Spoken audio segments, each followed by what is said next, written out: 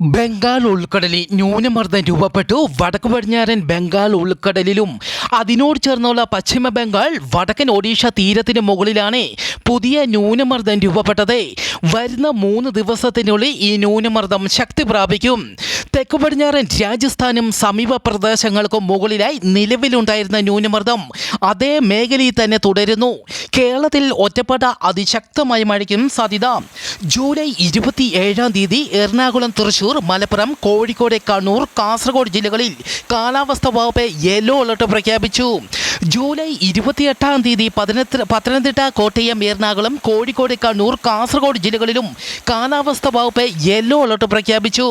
ഇന്നു മുതൽ ജൂലൈ 28-ാം തീയതി വരെ മധ്യപടിഞ്ഞാറൻ അറബിക്കടൽ, അതിനോട് ചേർന്ന മധ്യകിഴക്കൻ അറബിക്കടൽ, ഒമാൻ തീരങ്ങൾ, മഹാരാഷ്ട്ര തീരങ്ങൾ എന്നിവിടങ്ങളിൽ മണിക്കൂറിൽ 65 കിലോമീറ്റർ വരെ വേഗതയിൽ കാറ്റിന് സാധ്യതയുണ്ടെന്ന് കാലാവസ്ഥാ വകുപ്പ് അറിയിച്ചു.